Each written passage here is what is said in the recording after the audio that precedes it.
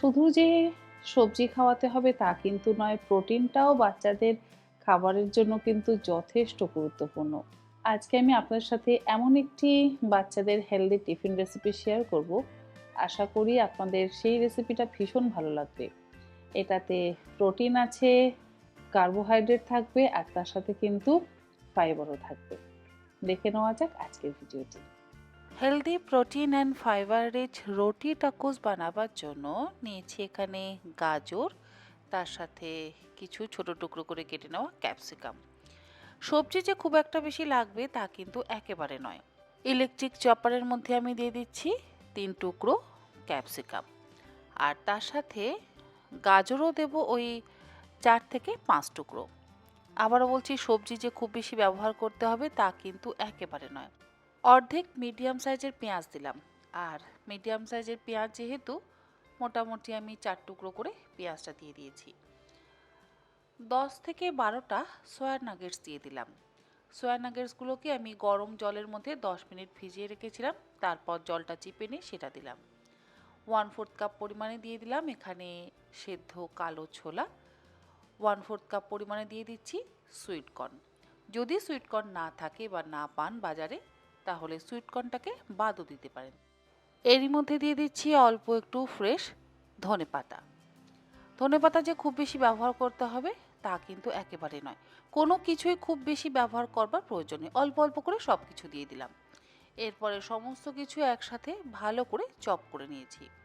আমি এখানে electric chopper ব্যবহার করেছি, আপনারা চাইলে কিন্তু হ্যান্ড চপারেও এই কাজটা করতে পারেন। আর যদি দুটোর একটা চপারও আপনাদের কাছে না থাকে, তাহলে আপনারা মিক্সিতে করবেন, তবে পালস মোডে করবেন। মিক্সিতে যদি বেশিক্ষণ ধরে আপনারা গ্রাইন্ড করেন তাহলে কিন্তু একদম পেস্ট হয়ে যাবে। এরপরে এর মধ্যে আমি দিয়ে দেবো ওই 4 থেকে 5 টুকরো পনির।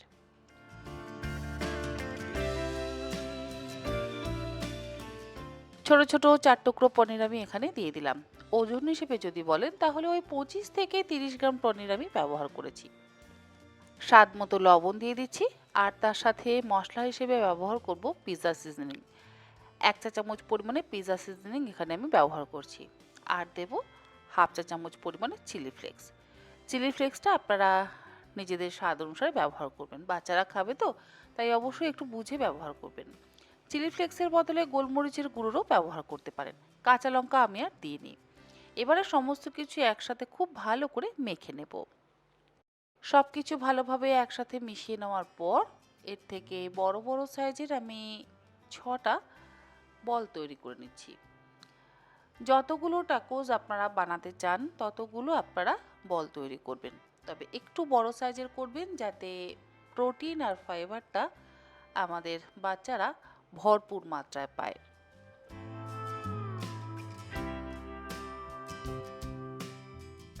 যেহেতু রুটি টাকোস, সেই জন্য আমি এখানে আটা ব্যবহার করেছি। যেভাবে রুটি বানাবার জন্য আটা মাখা হয় ঠিক সেরকমভাবে অল্প লবণ দিয়ে আমি আটাটা মেখে নিয়েছি। এরপরে এর থেকে বড় সাইজের পাতলা করে রুটি বেলে নেব। খুব বেশি মোটা করে রুটি কিন্তু একেবারেই বেলবেন না, চেষ্টা করবেন পাতলা করে রুটিটা বেলে নিতে।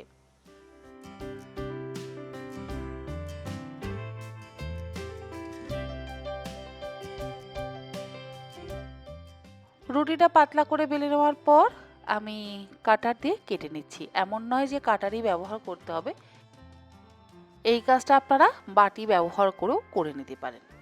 একটু বড় সাইজের বাটি আমি ব্যবহার করতে বলবো। বড় বলতে মিডিয়াম সাইজের ডাল সার্ভ করবার যে বাটিগুলো হয় সেই বাটি ব্যবহার করবেন। দেখুন, এরকম গোল দুটো রুটি আমি কেটে নিলাম।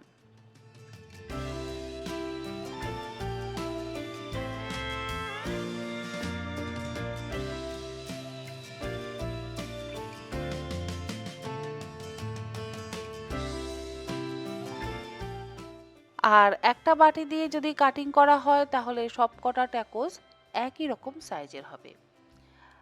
তাওয়াতে আমি রুটিগুলোকে এপিট ওপিট করে ভালো করে সেঁকে নেব। ঘি দিয়ে এখন ভাজবো না, ঘি পরে ব্যবহার করব। আপনারা চাইলে অল্প করে ঘি ব্যবহার করে এপিট ওপিট করে ভেজে নিতে পারেন, তবে খুব বেশি কড়া করে কিন্তু ভাজবেন না। আমি রুটিগুলোকে এপিট ওপিট করে সেঁকে নিচ্ছি, যেরকম আমরা রুটি সেঁকি ঠিক সেই রকমভাবেই আমি রুটিগুলোকে সেঁকে নিচ্ছি। তবে রুটিগুলো কিন্তু পুরোপুরি সেঁকে একটু কাঁচা আছে, আপনারা চাইলে পুরোপুরি সেঁকে নিয়েও করতে পারেন। আমি ধরুন ওই 50% মতন রুটিগুলোকে সেঁকে নিয়েছি, মানে পুরোপুরি কিন্তু আমি রুটিগুলো সেঁকিনি। তাওয়াতে অল্প একটু ঘি ব্রাশ করে নিই, তার উপরে ওই যে প্রোটিন বলটা আমরা তৈরি করে নিয়েছিলাম ভেজিটেবলস দিয়ে, সেই প্রোটিন বলটা দিয়ে তার উপরে রুটিটা দিয়ে এইভাবে একটু চেপে দিচ্ছি। এতে কি হবে, সুন্দরভাবে সেঁকাও হয়ে যাবে আর রুটির সাথে আটকেও যাবে। একটা সাইড সেঁকা হয়ে গেলে অন্য সাইড উল্টে দিচ্ছি। রুটির সাইডটাও কিন্তু সুন্দরভাবে আমরা সেঁকে নেব। আর অল্প ঘি ব্যবহার করেছি, তেলের থেকে আমার মনে হয় ঘি ব্যবহার করলে সেটা স্বাস্থ্যকর হবে। তেলটাকে চেষ্টা করবেন অ্যাভয়েড করতে। দুপিঠ উল্টে পাল্টে খুব ভালো করে কিন্তু আমরা সেঁকে নিচ্ছি। দুপিঠ উল্টে পাল্টে সেঁকে নেওয়া হয়ে যাওয়ার পর এবারে অর্ধেকটা চিজ স্লাইস ওপরে দিয়ে দিলাম। এবারে এটাকে মুড়ে দেব। চিজ স্লাইস দিলে কি হবে, সুন্দর আটকে যাবে, খুলবে না। এই একই রকমভাবে বাকি protein rich and fibre rich healthy রুটি টাকোস কিন্তু আমাদের তৈরি করে নিতে হবে। আশা করি আপনাদের ভালো লাগলো আজকের এই রেসিপিটা। বাচ্চা থেকে বড় সকলের জন্যই কিন্তু আপনারা অবশ্যই এই রেসিপিটা বাড়িতে বানিয়ে ট্রাই করতে পারেন। বাচ্চারা চিজ তো খেতে ভীষণ পছন্দ করে, তবে যারা চিজ খেতে চান না তারা চিজটাকে অ্যাভয়েড করতে পারেন। লাঞ্চ বক্সে যদি এই ধরনের খাবার প্যাক করে দেওয়া হয় তাহলে সকলেই খেতে ভীষণ পছন্দ করবে।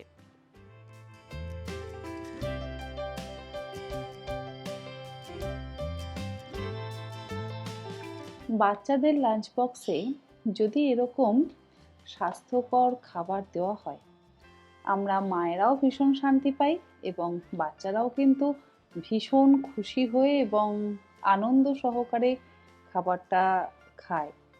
তার সাথে লাঞ্চ বক্সটাও খালি হয়ে আসে। আজকের এই রেসিপিটা আপনাদের কেমন লাগলো অবশ্যই জানাবেন। এইভাবে আপনারা আপনাদের বাচ্চাদেরকে লাঞ্চ বক্সে লাঞ্চ প্যাক করে দিন। আশা করি আপনাদের বাচ্চাদের ভীষণ ভালো লাগবে। আজ তাহলে এই পর্যন্ত। ভালো থাকবেন সবাই।